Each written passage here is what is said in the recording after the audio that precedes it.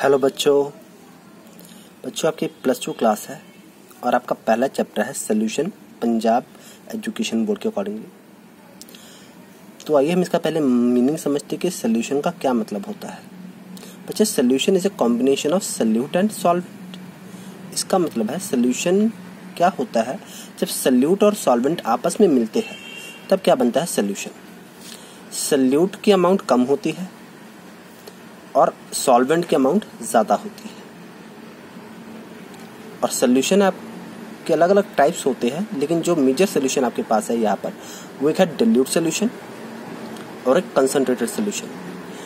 Dilute solution क्या होता है? The solution in which a small amount of solute is present. जिसमें solute की अमाउंट कम हो हम उसे बोलते हैं डिल्यूट सोल्यूशन। और कंसंट्रेटेड सोल्यूशन जिसमें सोल्यूट की अमाउंट ज़्यादा हो। बच्चों, आप किसी भी सोल्यूशन को डिल्यूट सोल्यूशन इजीली बना सकते हो जब आप उसमें वाटर ऐड करते हो। और इसके बाद आपकी बारी है सोल्यूट की, कि सोल्यूट के टाइप भी अलग अलग होते हैं। एक होता है वॉलेटाइल और एक होता है नॉन वॉलेटाइल। लेकिन पहले हम करेंगे नॉन वॉलेटाइल के बारे में। नॉन वॉलेटाइल सोल्यूट क्या है? Which can not be evaporated. जब आप उसको सॉल्वेंट के साथ मिक्स करके जब आप उसका सोल्यूशन बनाओगे और जब आप उसको हीट करोगे तो क्या होगा? सॉल्वेंट के मॉलिक्यूल इवेपोरेट होंगे। सॉल्वेंट के मॉलिक्यूल इवेपोरेट होंगे। सॉल्वेंट के मॉलिक्यूल इवेपोरेट होंगे, लेकिन सोल्यूट के मॉलिक्यूल इवेपोरेट नहीं होंगे। यहाँ पर एक डायग्राम बना है जिसमें जो बड़े सर्कल है ये रिप्रेजेंट करते हैं सॉल्वेंट मॉलिक्यूल को और छोटे सर्कल रिप्रेजेंट करते हैं सोल्यूट मॉलिक्यूल को। अगर सोल्यूट आपके पास कौन सा हो? नॉन वॉलेटाइल, तो क्या होगा? नॉन वॉलेटाइल ना तो खुद इवेपोरेट होंगे ना ही दूसरे को सॉल्वेंट को इवेपोरेट होने देंगे। तो इसका रिजल्ट क्या होगा? Vapour pressure of the solution decreases. जो सोल्यूशन आपके पास बनेगा उसका वेपर प्रेशर क्या होगा? कम होता जाएगा। और इसके बाद बच्चों एक +1 में आपका कंसेप्ट था मोलैलिटी का। यह कंसेप्ट आपका +2 में भी है, क्योंकि अकेली मोलैलिटी नहीं, अगर आप देखेंगे मोलैरिटी आपने +1 में पढ़ा था, आपने नॉर्मेलिटी +1 में पढ़ा था, आपने मोल फ्रैक्शन +1 में पढ़ा था। यानी कि ये टॉपिक्स आप +1 में अपने पढ़ चुके हो। तो ये भी टॉपिक है आपके +2 में, लेकिन अभी हमारा फोकस रहेगा मोलैलिटी पर। मोलैलिटी क्या है? Number of moles of solute over weight of solvent in KG.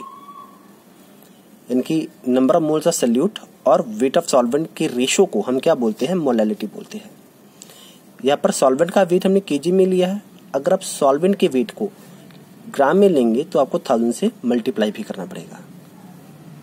और मोलैलिटी में आपकी एक टर्म और इन्वॉल्व हुई है, वो कौन से? Number of moles of solute. तो +1 में आपने पढ़ा था number of moles of solute निकालने का क्या फॉर्मूला होता है? Given mass over molar mass. इनकी गिवन मास ऑफ सोल्यूट बटा मोलर मास ऑफ सोल्यूट। और बच्चों ये टर्म्स आपको अच्छे से आप इसको रिवाइज कर लेना, अपनी कॉपी पर अपनी नोटबुक पर आप अच्छे से नोट कर लेना, ताकि आपके जो अगले टॉपिक हो सोल्यूशन के वो आपके इजी हो जाए। और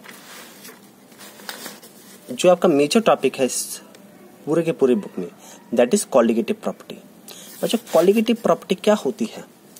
वो properties which depend upon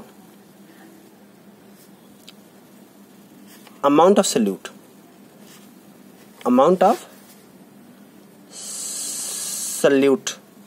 but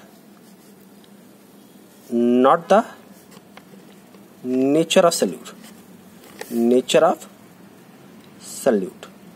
इनकी वो प्रॉपर्टीज जो किसी सल्यूट के अमाउंट पर डिपेंड करती है, उसकी नेचर पर डिपेंड नहीं करती, उन्हें कहा जाता है कॉलिगेटिव प्रॉपर्टीज। आपके सिलेबस में 4 कॉलिगेटिव प्रॉपर्टीज है। पहले है elevation in boiling point,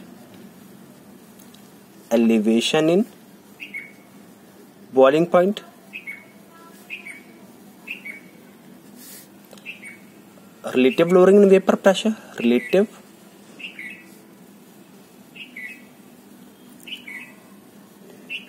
lowering in vapour pressure,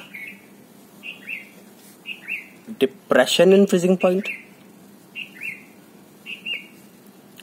depression in freezing point, और चौथी प्रॉपर्टी है ऑस्मोटिक प्रेशर। ऑस्मोटिक